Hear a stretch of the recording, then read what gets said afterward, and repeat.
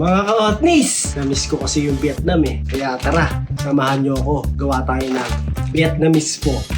Palag. Simulan na ang pagluluto! Yung mga aromatics natin, susunugin muna natin. Ay, hindi pala, ibabrown natin siya. Ay, hindi, susunugin ba? Bahala na si Batman. Sibuyas, ginger, cinnamon bark, star anise, coriander seed, black whole pepper, green onion.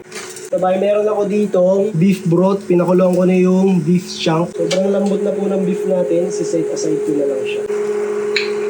Yan, gagamitin natin mamaya ang toppings, yung beef. Itong buto, balik natin dyan. Vietnamese noodles. Alam mo ano to eh, rice noodles. Natin sa tubig.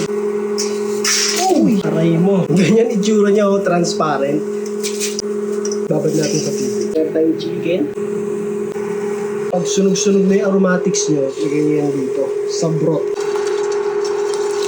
Ligan na ba ito mga ka-hotnies? Sugar, asukal. Pakuluan lang natin to ng mga 1 hour para lumasa yung aromatics niya dun sa broth. Pag luto na yung chicken, kunin natin to. Patis. Yung binabad nating noodles, i-drain na natin to sa strainer. Tikman natin tong broth natin. Lagyan natin chicken powder. Tikman ulit natin. Uy, para na ako nasa Vietnam. Pag ganun na yung lasa niya, palag-palag na yan.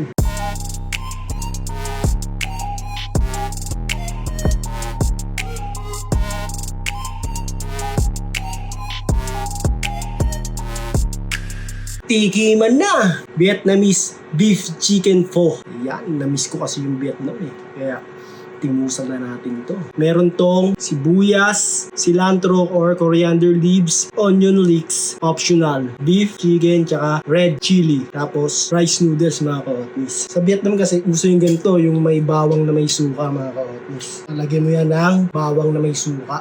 Sriracha nila. Amoy Vietnam. Lasang Vietnam, sarap. Kain mga ka-hotnies. Sarap talaga. Grabe, sarap. Parang naglalaway ka dyan, ha?